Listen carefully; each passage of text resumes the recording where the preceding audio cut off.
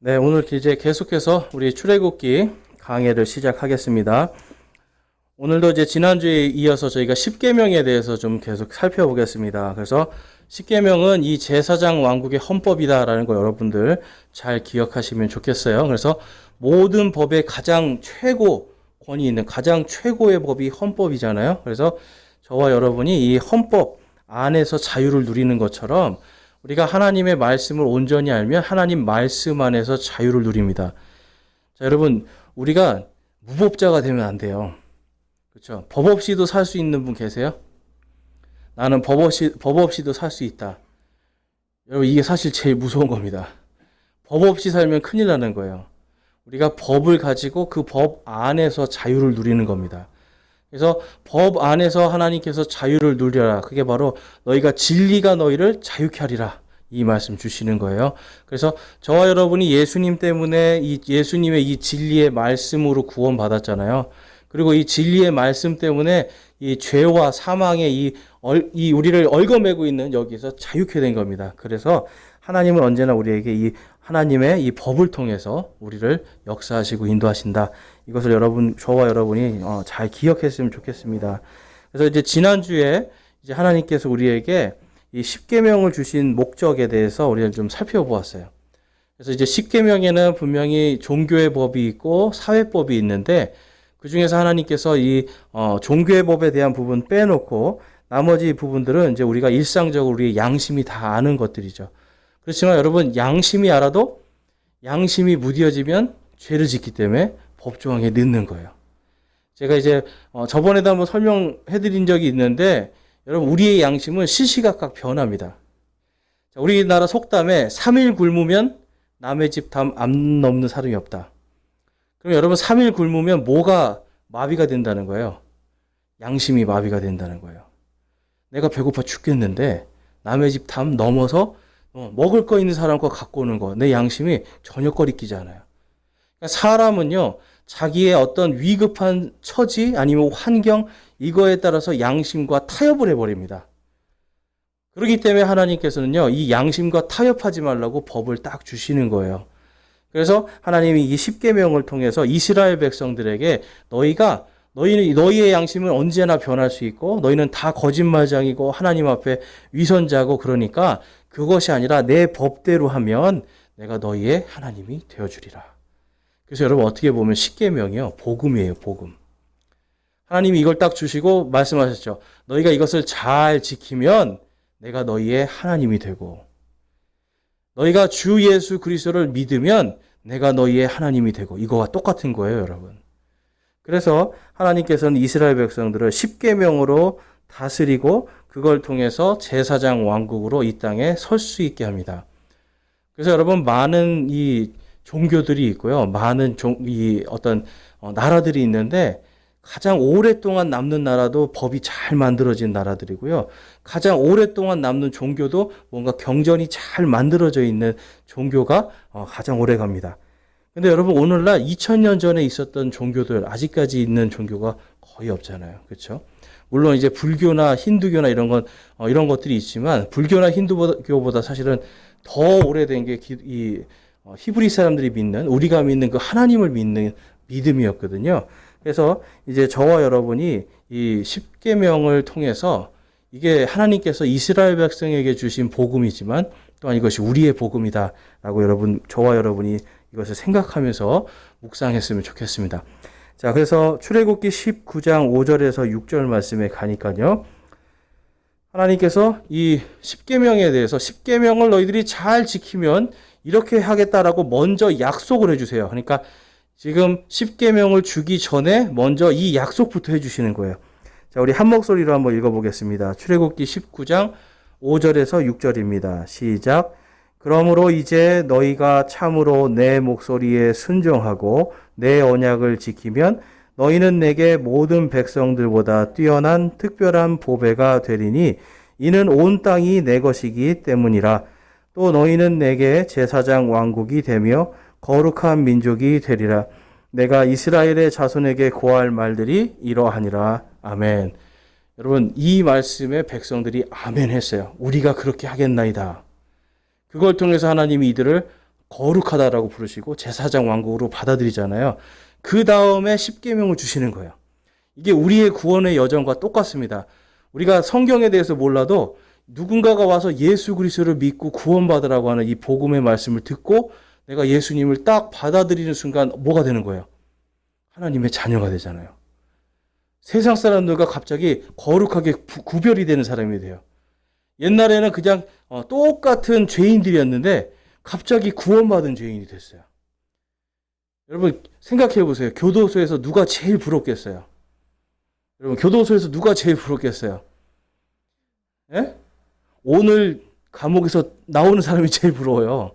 다른 거 다 필요 없고 오늘 감옥에서 나오는 사람이 제일 부러운 거예요.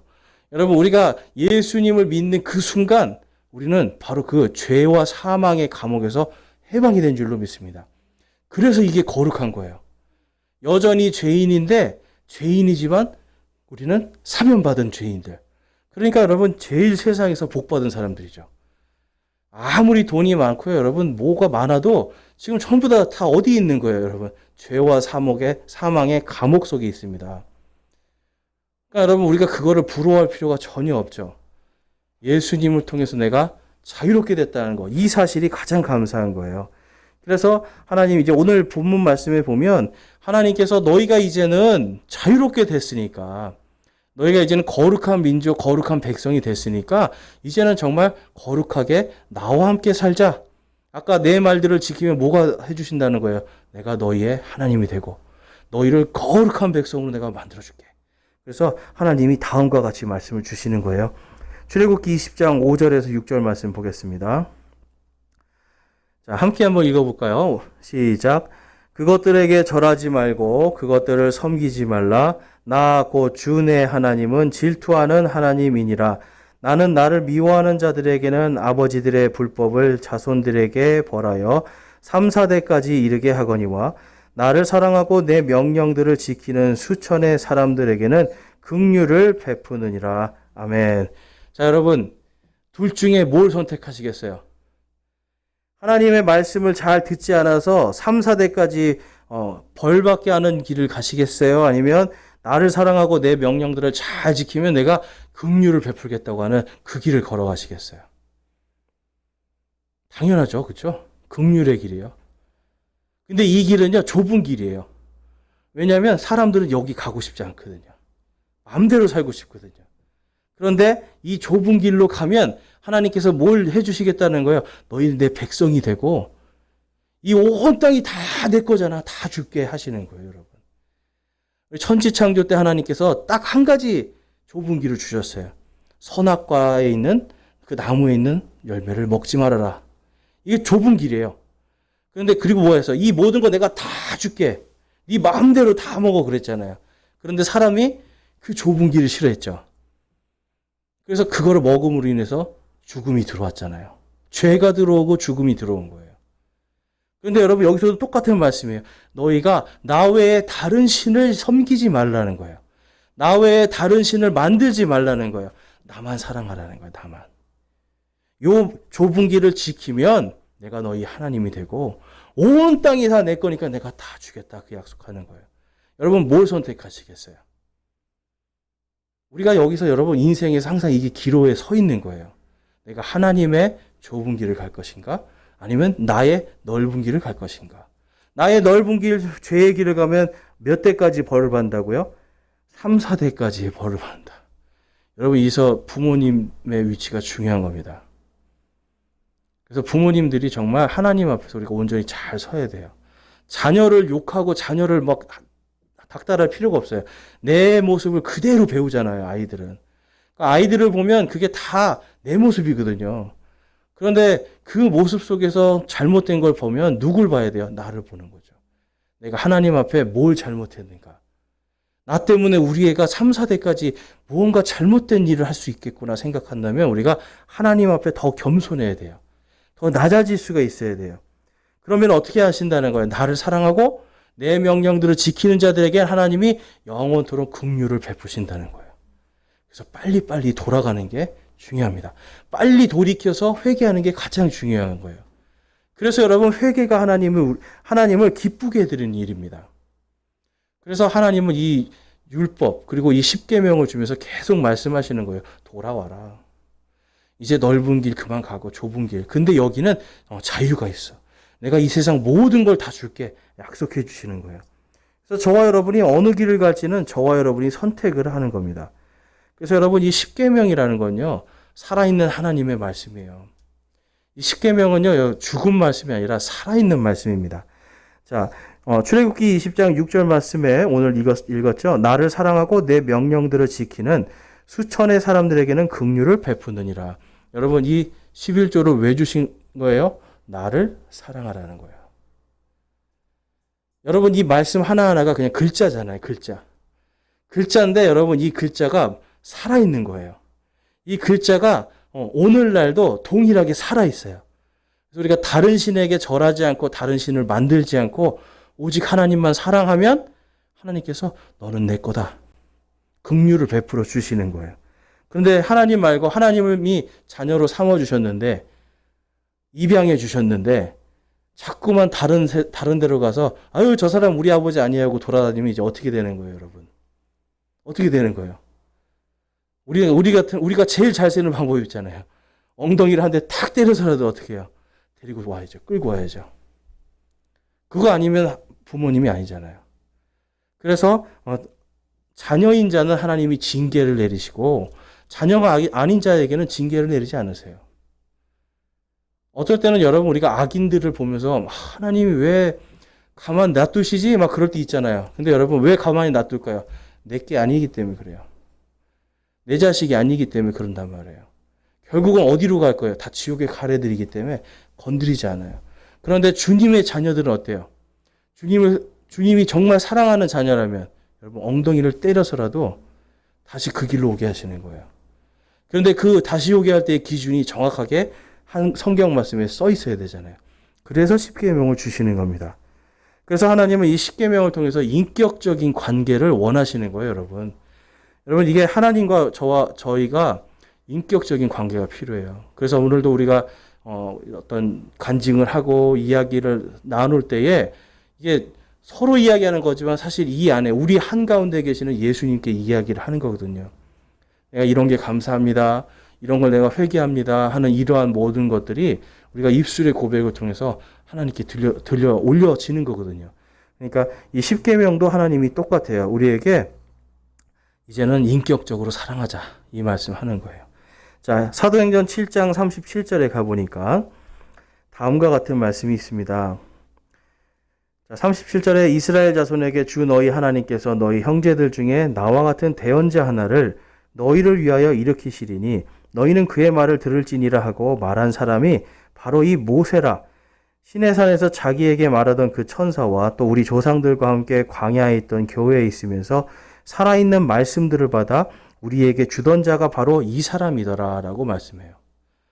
하나님이 오늘 십계명을 주시잖아요. 누구에게 주셨어요? 1차적으로 모세에게 주셨죠. 근데 모세가 받아서 그것을 이스라엘 백성들 앞에서 쫙 읽습니다. 그런데 이게 무슨 말씀이라고 말씀하고 있는 거예요? 살아있는 말씀이다. 너희들에게 살아있는 말씀을 주셨다 그래요. 요한복음 1장에 가니까 말씀이 육신이 되어 우리 가운데 거하시니 그래요. 그러니까 지금 살아있는 말씀 그리고 그 말씀이 육신이 돼서 우리 가운데 거하시는 예수님. 그래서 여러분 지금 이 십계명을 통해서 우리가 누구를 발견할 수 있냐면 예수님을 발견하는 거예요. 그럼 여러분 예수님이 저와 여러분에게 가장 원하는 게 뭐겠어요? 가장 원하는 거. 십계명을 통해서 우리가 하나님이 왜 십계명 줬는지 봤잖아요. 예수님이 저와 여러분에게 가장 원하는 게 여러분 우리가 서로 사랑하자예요. 인격적으로 서로 사랑하자. 나도 너의 말을 들어줄 테니까. 생각해보세요, 여러분. 우리 기도는 맨날 예수님 보고 들어달라고 그러는데 정작 우리는 예수님의 말 하나도 안 들어요. 이게 인격적인 관계가 아니잖아요. 그래서 예수님도 이 진리의 말씀을 통해서 내가 너희에게 자유를 줄 테니 나와 사랑하자. 이거 하시는 거예요. 그래서 이 사도행전에서 지금 사도행전 7장에서 바로 이 스데반 집사가 이제 하는 설교거든요. 그 말 하는 거예요. 모세가 받은 그 십계명 이게 살아있는 말씀이었고 그분이 바로 예수님이었다는 걸 증거를 하고 있는 겁니다. 자, 베드로전서 1장 23절에서 25절에 가니까 이제 그 말씀에 대해서 이렇게 기록하고 있습니다. 너희가 다시 태어난 것은 썩을 씨에서 난 것이 아니요 썩지 아니할 씨에서 난 것이니 살아있고 영원히 관한 하나님의 말씀으로 된 것이니라. 우리 24절 25절 같이 읽어볼게요. 시작.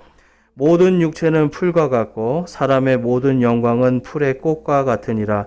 풀은 마르고 그것의 꽃은 떨어지되 오직 주의 말씀은 영원토록 지속되나니 복음으로 너희에게 선포된 말씀이 곧 이 말씀이니라. 아멘. 바로 우리 안에 영원히 거하시는 살아있는 하나님의 말씀. 이게 복음이라는 거예요. 여러분, 꽃도 아무리 꽃이 있어도 1년 내내 피는 꽃은 없잖아요. 다 시들잖아요. 이파리도 다 시들고. 저희 여기 난이 있는데 얘는 참 오래 가는 것 같아요. 근데 어쨌든 쟤도 결국은요, 시들 거를 우리가 계속 기억하는 거예요. 이제 쟤 곧 시들겠구나. 이파리도 이제 곧 시들겠구나. 그런데 여러분, 우리의 몸은 어때요? 우리 몸도 다 시들겠구나. 그런데 예수님을 통해서 우리가 이제는 부활하신 예수님을 통해서 우리 안에 내 몸은 점점점 죽어가는데 내 안에 부활의 씨앗은 점점점 자라납니다. 그래서 우리가 예수님을 만나러 가는 그때는 어때요? 그때는 부활의 몸으로 가는 거예요. 그래서 어떤 분이 보니까 부활의 몸, 참 세상 사람들은요, 욕심이 너무 많아. 부활하면은 아픔도 없고 슬픔도 없고 걱정과 근심도 없고 괴로움이 없다 그러니까 저는 그것만 해도 감사하고 좋은데요. 그래서 그걸로 뭐 어떻게 하라는 거예요.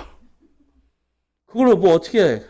우리가 하나님 왕국에 가서 예수님과 또 하나님의 왕과 제사장으로 다스리죠. 그러니까 그거 뭐 꼭 다스려야 돼요. 뭐 또 이러는 거예요.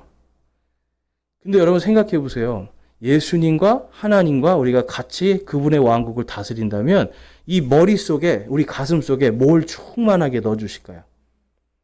말씀이에요. 근데 그 말씀을 통해서 우리에게 무한한 지혜를 주시고요. 무한한 명초를 주는 거예요. 그러니까 그냥 만약에 여러분이 그림을 그리는데 내가 생각한 대로 다 그릴 수 있어요. 그러면 재미있겠어요? 재미없겠어요? 재밌죠. 우리 시인이 계시는데 얼마나 그 시 한 편 쓰려면 애를 쓰세요. 근데 그냥 생각만 하면 바로 그냥 시가 쫙 써져요. 얼마나 기쁘겠어요. 우리가 다른 것이 아니라 예수 그리스도 안에서 부활의 몸이 되면 그때는 여러분 몸에 이런 영광뿐만 아니라 우리의 마음속에 지혜와 명철이 충만해서 하나님만 딱 보는 거예요. 하나님이 주시는 지혜와 명철로 그냥 사는 거예요. 그러니까 그때부터는 어때요, 여러분? 우리 안에 정말 말씀이 막 살아서 역사하죠. 근데 아직은 우리 안에 하나님의 말씀이 있지만 우리의 죄가 이 말씀을 자꾸 누르기 시작한단 말이에요. 그래서 우리가 회개하면서 이 말씀이 살아 역사하게 자꾸 움직이게 해주는 것. 이게 회개예요. 그냥 오늘 눈물 흘리고 하나님 저 이거 잘못했어요. 이게 아니라 하나님의 말씀이 내 안에서 살아서 막 역사하게 해주는 거. 이게 회개예요. 하나님이 그래서 이스라엘 백성들에게 주었던 그 살아있는 말씀, 그 말씀을 또한 오늘날 우리에게도 주셨습니다. 그 말씀으로 우리가 살아가는 거예요. 그래서 골로새서 2장 말씀에 가니까 그러므로 아무도 먹는 것이나 마시는 것을 인하여 또한 또 거룩한 날이나 월삭이나 안식일에 관하여 너희를 판단하지 못하게 하라. 그것들은 다가올 것들의 그림자이거니와 몸은 그리스도께 속해 있느니라.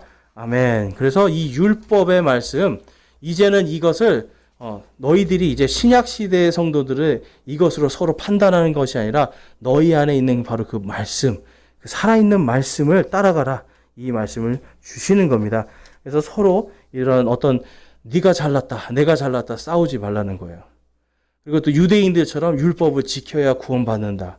뭐 안식일을 지켜야 됩니다. 뭐 할례를 받아야 됩니다. 이런 행위로 구원받는 게 아니라 오직 우리 안에 살아계신 그 말씀으로 그거를 믿는 마음으로 우리가 구원받았다라는 걸 지금 강조를 하고 있는 거예요.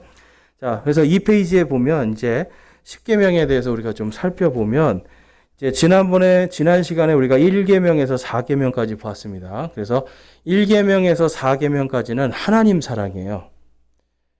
자, 하나님을 어떻게 사랑하는가? 우리 한번 읽어볼까요? 1번부터 4번까지. 시작. 내 앞에 다른 신을 두지 말라. 어떤 형상이나 어떤 모습도 만들어 그것에 절하지 말라.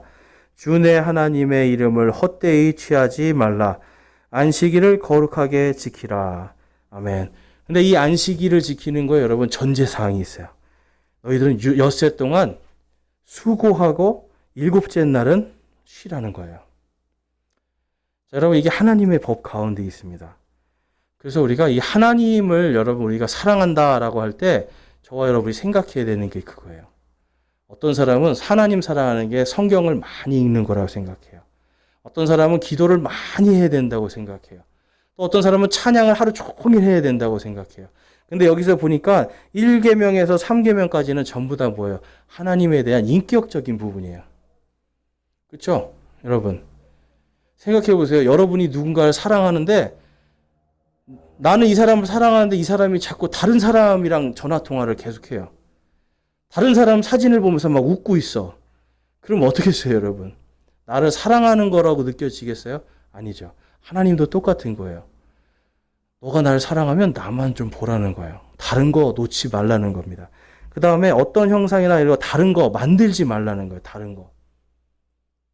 분명히 김명중이라는 사람이 이렇게 생겼는데 내가 사랑하는 모습은 이렇게 뚱뚱한 모습이 아니야. 난 좀 이렇게 날씬하고 키 좀 컨출하게 크고 이랬으면 좋겠어. 그래서 저를 사랑한다는데 엉뚱한 모양을 만들어 놨어요. 여기다. 에? 날씬하고 키 크고 잘생긴 뭘 만들어 놨어요. 그러면서 자꾸만 저래요. 그러면 이제 제가 이거 내가 아닌데 갸우뚱갸우뚱 되는 거죠. 예. 살을 뺄 수도 없고 그만큼 키를 키울 수도 없고. 그러니까 여러분 하나님을 사랑하면 우리가 하나님만 온전히 보면 돼요. 근데 우리가 그분이 어떤지 알 수 없으니까 어떤 형상도 만들지 말라는 거예요. 대신 뭘 따르라? 하나님의 말씀을 따르라. 너희들이 내 명령을 따르면 내가 너희가 나를 사랑하는지 내가 알겠다. 이 말씀 해주는 거예요. 그 다음에 이 4번 셋째 계명이 이름을 헛되이 취하지 말라는 겁니다. 그렇죠? 함부로 헛되게 내 이름 부르지 말아라. 사랑하는 사람 이름도 우리 똑같잖아요. 그렇죠? 함부로 별명을 부를 수 있는데 이게 결혼하기 전에는 조심하잖아요. 별명 잘 안 부르는데 결혼하면 이제 남자들이 별명을 이제 막 부르기 시작해요. 그러니까 이제 아내의 이름을 헛되이 부르는 거죠. 그냥 옛날에는 자기야 그러던 게 이제 야 뭐 이런 식으로 가고 이래서 사랑하는 인격적인 관계가 아니란 말이에요. 그래서 이게 하나님도 우리가 똑같습니다. 그래서 인격적으로 내 이름을 부르고 조심하라는 거죠. 근데 네 번째 말씀이 뭐예요, 여러분? 엿새 동안 수고하여 일하고 일곱째 날은 쉬라는 거예요. 하나님 앞에 나오는 것만이 예배가 아니라 엿새 동안 일하는 것도 우리가 예배입니다. 엿새 동안 일하는 것도 하나님을 사랑하는 거예요. 그래서 여러분 우리가 엿새 동안 가정에서 여러분들이 일을 하시잖아요. 자녀를 위해서, 남편을 위해서, 또 이제 남편들은 또 가정을 위해서 일을 하잖아요. 이 모든 게 작은 거 하나 아무것도 아닌 게 아니라 이게 그 안에서 내가 하나님을 사랑하는 걸로 하는 거예요. 그러니까 하나님을 사랑하는 거에서 우리가 세상 일, 그리고 가정의 일, 교회의 일, 모든 것들 안에서 우리가 열심히 수고하는 겁니다. 나에게 오늘 맡겨주신 거에 수고하는 거예요. 그래서 나에게 맡겨주신 자녀, 나에게 맡겨주신 남편 위해서 수고하는 거 하나님이 기뻐하시는 거죠. 그게 진짜 예배예요. 또한 내가 직장에 있으면 직장에 가서 그날 나를 찾아온 사람들, 내가 만나는 사람들을 위해서 내가 열심히 일하고 섬겨주면 그게 하나님 기뻐하시는 예배예요. 그래서 여러분 하나님께서 나를 사랑하는 자들은 교회에서든 가정에서든 사회에서든 나를 사랑하라는 거예요. 그래서 이 안식일 법을 주셨습니다. 그래서 안식일 날은 모든 사람이 평등하게 쉬라고 하셨어요. 종이나 노예나 심지어는 동물까지도 다 쉬라고 그러잖아요. 왜 그렇습니까, 여러분? 하나님이 우리가 쉬기를 원하는 거예요. 그러면 여러분 쉬는 것도 하나님 앞에 예배예요. 여러분 잘 쉬셔야 돼요. 정말. 이게 그리스도인들이요. 이게 좀 한 가지 착각하고 있는 게 뭐냐면 뭐든지 그냥 다 열심히 해야지 이게 하나님이 기뻐하신다고 생각해. 근데 그게 아니라 하나님은 잘 쉬라는 거예요. 왜 그래요? 우리 몸을 하나님이 누구보다 더 잘 알고 더 사랑하세요. 안 쉬면 망가질 걸 아시는 거예요. 그래서 엿새 동안 열심히 나를 위해서 일하고 열심히 섬기고 그다음에 또 하루를 열심히 쉬라는 거예요. 여러분 열심히 쉬는 거 잘하시는 분 한번 손을 들어볼게요. 나는 열심히 쉬는 거 잘한다. 네. 잘하시는 겁니다. 예, 손 안 드신 분은 하나님 앞에 회개해야 돼요. 예, 열심히 잘 쉬어야 되는데 안 쉬는 거 죄입니다. 그렇죠? 예, 우리가 이게 종교의 법으로 하루를 뭐 예배를 드리고 지금 그거 아니라 하나님은 쉬라는 거예요. 열심히 일하고요, 여러분. 어쩔 때는 정말 내가 오늘 하루 완전 쉬어야 되겠다 할 때는 딱 선포를 하세요. 나 오늘은 쉬어야 돼. 확실하게 쉬세요. 그래서 확실하게 일하고 확실하게 쉬고 이게 하나님이 기뻐하시는 예배예요. 그러니까 우리 삶 속에서 여러분, 내가 이거 쉬는 게 이게 죄인가? 막 이런 생각 하실 수 있는데 절대 아닙니다. 열심히 일했으면, 맡겨주신 거 했으면 여러분 죄가 아니에요. 자, 그래서 이 안식일법에 대해서 우리가 지난주에 이제 이건 봤습니다. 그래서 안식일을 예배의 날로 지키게 하는 거, 요거는 유대인들에게 하나님이 주신 거예요. 그래서 유대인들에게는 토요일에 안식일 날로 무조건 예배를 드리면 내가 너희를 지켜주겠다 약속하시는 거예요. 대신 이제 오늘날 우리 이방인들, 이 교회 시대에는 이게 적용이 되지 않습니다. 여러분들이 요거는 지난주에 했으니까 말씀으로 잘 기억하시고요. 그 다음에 이 종교법의 취지는요, 아까부터 제가 말씀드린 것처럼 하나님의 사랑과 긍휼을 얻으라는 겁니다. 그래서 신명기 말씀 가보면 예수님께서도 이것이 가장 큰 명령, 첫째가는 가장 큰 명령이라고 말씀하세요. 자, 신명기 6장 3절에서 5절 말씀 같이 한번 읽어보겠습니다. 시작. 그러므로 오 이스라엘아 듣고 그것을 지켜 행하라. 그리하면 내가 잘 되고 내 조상들의 주 하나님께서 내게 약속하신 것 같이 젖과 꿀이 흐르는 땅에서 너희가 강하게 불어나리라. 오 이스라엘아 들으라. 주 우리 하나님은 한 주시니 너는 내 마음을 다하고 혼을 다하고 힘을 다하여 주 내 하나님을 사랑하라. 아멘. 주 하나님 사랑하십니까, 여러분? 확실히 쉬십시오. 확실히 일하고 확실히 쉬는 거예요. 내 말들을 잘 지키면 어떻게 된다고요? 너희가 내가 약속한 젖과 꿀이 흐르는 땅에서 너희가 강하게 불어나리라 말씀하고 있어요. 여러분 왜 쉬라고 하시겠어요? 기뻐하라는 거예요. 하나님을 기뻐하라고요. 예배 여러분 다른 게 아닙니다. 하나님을 기뻐하는 겁니다. 예배는 열심히 나오는데 삶 속에서 계속 얼굴 우거지 죽상으로 살면 그거 하나님이 기뻐하지 않으세요. 뭐라고 하시겠어요? 차라리 쉬어라 그래요. 차라리 쉬고 좀 기뻐하라고. 좀 멈추고 나를 좀 기뻐해 주면 안 되겠니? 이렇게 말씀하실 거예요. 그래서 여러분, 저와 여러분이 진짜 하나님을 사랑한다면 예수님이 이제 이 말씀이 가장 크고 첫째 되는 계명이라고 하거든요. 하나님을 사랑하는 자면 하나님의 말씀을 잘 지키면 됩니다. 자, 그 다음에 5에서 10계명을 보면 이제 이것은 이웃사랑에 대한 말씀이에요. 이거는 사회법입니다. 사회법. 그래서 이웃사랑에 대한 범주가 우리 부모님부터 이제 들어가죠. 자, 우리 5계명에서 10계명까지 한번 같이 읽어볼게요. 시작. 부모를 공경하라. 살인하지 말라. 간음하지 말라. 도둑질하지 말라. 거짓 증언하지 말라. 내 이웃의 집을 탐내지 말라. 아멘. 자, 이 말씀에서 이제 나머지 법들이 쫙 생기기 시작합니다. 근데 여러분, 이웃의 범주에 첫 번째 누가 들어가는 거예요? 부모님이 들어가요. 그러니까 이게 우리가 이웃을 사랑하라. 이제 오늘 우리가 기도 중에도 그런 간증이 나왔는데 밖에서는 우리가 잘해요. 그렇죠? 왜냐하면 내 체면 때문에 그래요, 사실은. 내 체면이나 내가 뭔가 불이익 당할까 봐 밖에서는 좋은 척하고 잘해요. 근데 막상 집에 가서 우리가 하지 못하는 경우가 많잖아요. 희한하게 저도 다른 부모님한테는 참 잘하는데 저희 부모님 만나면 잘 안 돼. 이게 막 틱틱거리기 시작하고 다른 부모님들이 막 뭐 얘기하면 목사니까 아유 그러세요. 네 그렇죠 하고 받아들이는데 우리 부모님이 얘기하면 아유 시끄러워 하지 마세요 좀 그만하세요 이러단 말이에요. 그러니까 우리가 이런 거를 하지 말아라는 겁니다. 그러니까 하나님 앞에서 우리가 하나님을 사랑한다면 가정에서부터 잘 하라는 거예요. 근데 대부분 보면 부모에게 잘하는 사람들은 또 가정에 잘하게 돼 있습니다. 이게 참 희한하더라고요. 그렇죠? 부모님에게 잘하는 사람들이 내 가정, 그러니까 따로 결혼해서도 가정에 잘해요. 물론 이제 마마보이나 뭐 파파보이 이런 그런 좀 이제 이상한 형태 말고 진심으로 잘하는 걸 말하는 거예요. 자, 그 다음에 이제 그러면 뭘 주신다고요?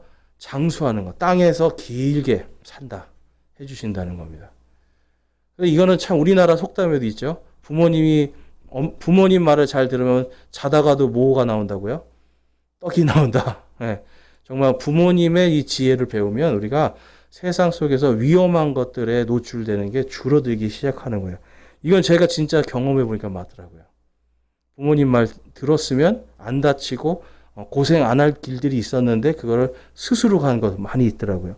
자, 그 다음에 살인하지 말라, 간음하지 말라, 도둑질하지 말라, 거짓 증언하지 말라, 내 이웃의 집을 탐내지 말라.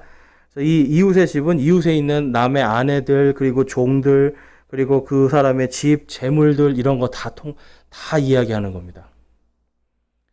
그래서 여러분, 이러한 것들을 토대로 하나님이 이웃을 사랑하라는 거예요. 그런데 사실 우리가 여러분, 많은 경우에 다른 사람들의 것에 탐을 낼 때가 많이 있지 않습니까? 어느 집에 갔는데, 저 집에는 우리 집에 없는 이게 있네. 우리 집에 없는 뭐 이런 게 있네. 막 그러잖아요. 그러면 마음속으로 그 시기하고 질투하는 마음이 생길 수도 있거든요. 근데 이러한 것들 뭐예요? 우리가 하나님 말씀으로 하지 않으려고 애를 쓰는 거예요.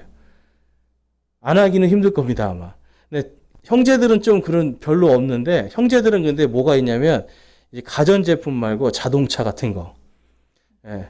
어디 갔는데 친구가 막 벤츠 좋은 거 끌고 오면, 마음에, 내 차는 숨겨야 되나? 막 이런 생각 하면서, 네 차 어디 있냐고, 나 버스 타고 왔어. 그러면서, 예? 얘는 뭐 벤츠 끌고 왔는데 나는, 내 차는 이거, 나 택시 타고 왔어. 막 이러면서, 예. 그러면서 마음속에 뭐가 들어가는 거예요? 시기와 질투가 들어가는 거죠. 자매님들은 어떠세요? 자매님도 비슷한 거 많죠? 뭐, 백, 뭐, 옷, 아니 뭐 집에 있는 가전기구 막 이런 거 보면 그런 거 있을 거예요. 이거 없어요? 없으시면 좋은 거예요. 네. 그러니까 이제 우리 마음속에 사실은 이 탐심이 엄청납니다. 그래서 이 사실은 살인에 대한 부분들 우리가 사실은 마음에 이 죄가 탐욕이나 이런 것 때문에 자꾸 생기거든요.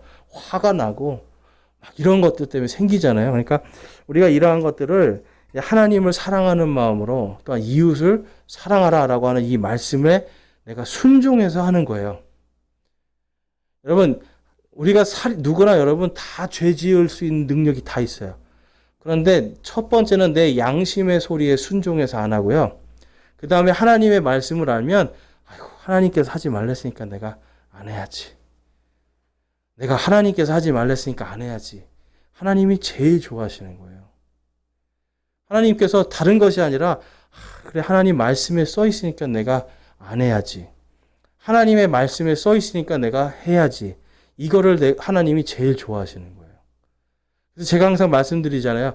오늘 하나 말씀에서 작은 거 하나 받았으면 그거 가지고 일주일 동안 씨름해 보시라는 거예요. 그리고 그 다음 주엔 또 다른 말씀으로 씨름해 보고. 그러면 하나님이 기뻐하시는 겁니다. 자, 레위기 19장에 가니까 이런 말씀이 있어요. 19장 17절 18절에 우리 보이시는 분들을 함께 한번 읽어볼게요. 시작. 너는 내 형제를 마음속으로 미워하지 말며 어떤 식으로든 내 이웃을 책망하여 죄가 그에게 임하지 못하게 하라. 너는 원수를 갚지 말고 내 백성의 자녀들에게 원망하지 말며 내 이웃을 내 자신과 같이 사랑하라. 나는 주니라. 아멘. 자, 근데 여러분 여기서 아주 우리가 생각해야 되는 포인트가 있어요. 이웃을 사랑하는 데 있어서 여기서 지금 17절 말씀에 보니까 마음속으로 미워하지 말고 어떤 식으로든 내 이웃을 책망하라고 그래요. 자, 여러분, 우리 한국 사람의 문화 가운데 이게 제일 안 됩니다. 다른 사람의 잘못과 허물을 보고 책망하는 게 안 돼요. 이게 책망하는 거를 통해서 여기서 지금 하나님이 책망하는 게 뭐다? 내 이웃을 사랑하는 거다 말씀이에요. 하나님의 법 가운데서는요, 우리가 이웃을 사랑하는 게 무조건 잘해주라는 게 아니에요. 무조건 사랑하고 포용하고 다 감싸주라는 게 아니라 어떻게든지 사랑하는 마음으로 책망도 하라는 거예요. 여러분, 어떤 사람이 진짜 친구일까요? 지금 눈이 안 보여서 절벽을 향해서 걸어가고 있습니다. 가면 낭떠러지예요.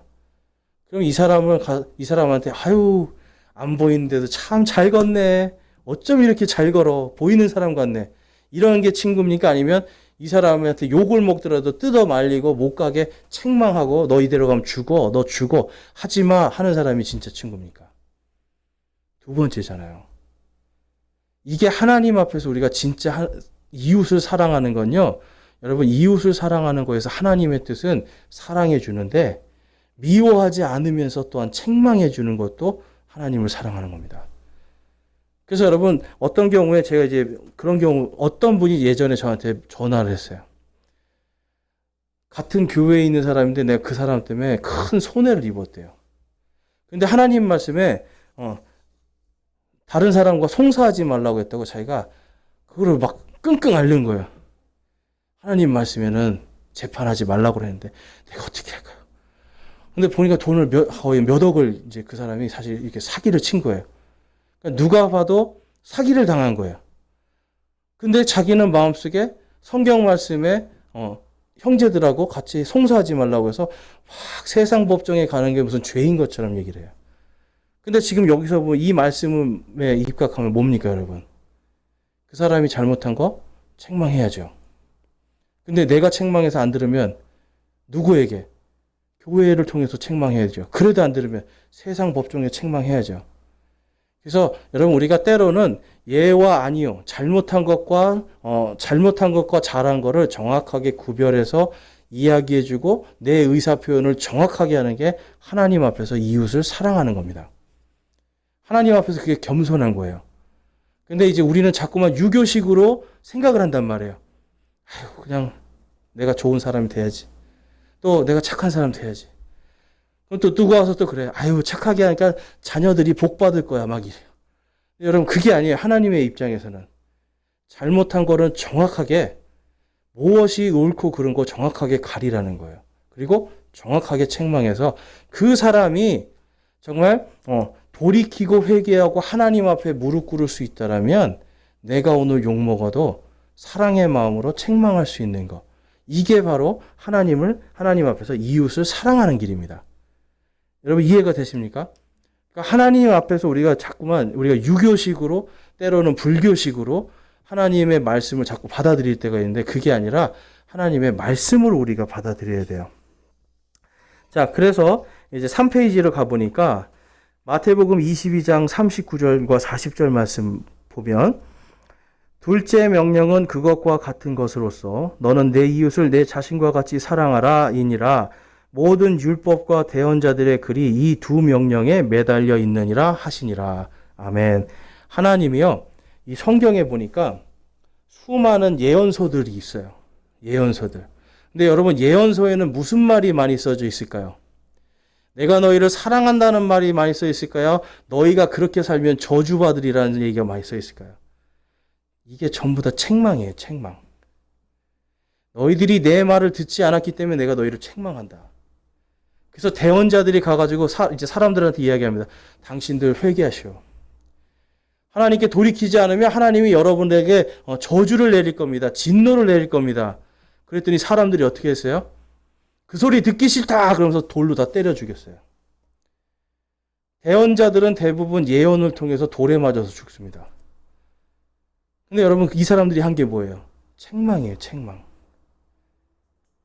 그들에게 가서 정말 하나님이 복 주실 거예요. 하나님이 여러분들에게 정말 하나님 말씀으로 돌아오면 복 주실 거예요. 이 말이 아니라 뭘 얘기한 거예요, 이 사람들? 하나님 말씀으로 회개하라. 아니면 저주를 받으리라. 너희가 진노를 받으리라. 바로 그것 때문에 이 사람들이 돌에 맞아 죽거든요. 그런데 지금 예수님이 뭐라고 말씀해요? 모든 율법과 대언자들의 글이 이 두 명령에 매달려 있느니라 하면서 첫째는 하나님을 사랑하고 둘째는 이웃을 사랑하라. 그런데 이웃을 어떻게 사랑하라고 말씀해요? 내 자신과 같이 사랑하라. 내 자신이 죽게 생겼는데 내 자신 스스로에게 여러분 반성 안 하겠어요? 내 자신이 지금 죽을 길을 가고 있는 거 알았으면 돌이키는 거잖아요.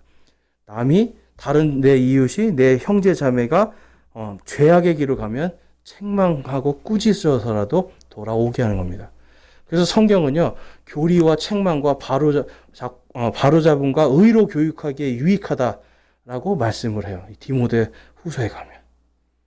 그러니까 여러분, 우리가 이웃을 진짜 사랑하는 것, 성경적으로 이웃을 사랑하길 바랍니다. 자, 그래서 이 빌립보서 2장 12절 말씀만 한번 읽고 이제 마치겠습니다. 함께 읽어보겠습니다. 시작.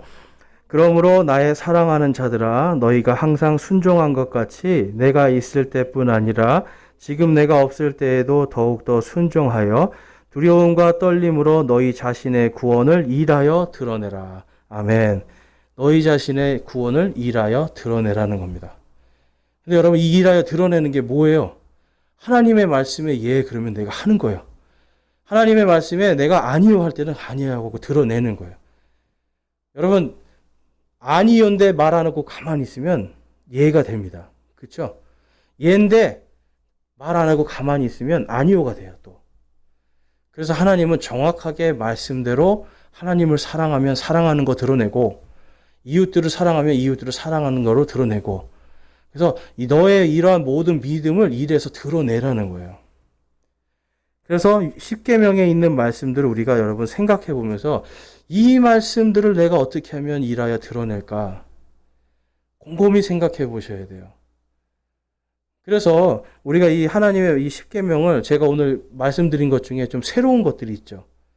근데 이게 왜 새롭냐면 우리가 하나님의 말씀을 있는 그대로 안 보고 자꾸만 내 식대로 보기 때문에 그래요. 그래서 저와 여러분이 이제 이 십계명을 봐도 정말 내가 하나님을 사랑한다면 뭘 해야 될까? 내가 정말 이웃을 사랑하려면 뭘 해야 될까? 그래서 이 십계명을 통해서 하나님이 정말 좋아하시고 원하는 게 무엇일까를 분명하게 분별하시기 바랍니다. 그래서 십계명은요, 오늘 강의 요약을 해보면 하나님의 말씀이신 바로 예수 그리스도, 그분의 그림자이면서 그분 자체입니다. 또한 이 십계명의 핵심 주제가요, 하나님의 긍휼, 하나님의 구원, 하나님의 사랑입니다. 그래서 하나님을 사랑하면 내 명령들을 지키지니라 말씀하신 그거에 순종하는 거예요. 그리고 내 이웃들을 내 자신과 같이 사랑하라, 이 말씀에 순종하는 겁니다. 그래서 십계명은요, 우리에게 이 땅을 살아갈 때 하나님을 사랑하고 이웃을 사랑하는 어떻게 해야 되는가를 정확하게 보여주세요. 그래서 저와 여러분이 이제 십계명 이제 배웠으니까요, 우리가 이걸 한번 묵상하면서 정말 이대로 하나님을 좀 사랑하고, 정말 여기 있는 이대로 한번 내 이웃들을 좀 사랑하고, 그래서 우리가 하나님 앞에 정말 오늘 하루 하나 실천함을 통해서 하나님을 기쁘시게 하는 그러한 믿음으로 서시기를 주님의 이름으로 축원합니다. 네, 이 시간 우리 함께 기도하는 시간 갖겠습니다. 하나님 아버지 감사합니다. 오늘도 저희들에게 귀한 말씀 주셔서 이 십계명을 통해서 저희가 단순히 그냥 교회만 오고 단순히 어떤 종교적인 그러한 시간을 갖는 것이 아니라 하나님을 진짜로 사랑하는 것이 무엇인지를 오늘 살펴보았습니다. 또한 이웃들을 내 방식대로가 아니라 하나님의 방식대로 온전히 사랑하는 것이 무엇인지를 또한 보았습니다.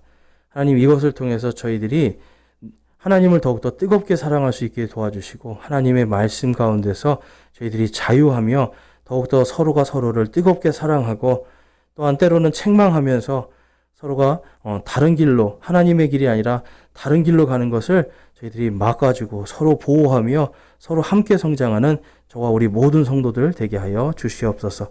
주님께서 함께 해주시는 은혜와 사랑에 감사드립니다. 우리 주 예수 그리스도의 이름으로 기도드렸사옵나이다. 아멘.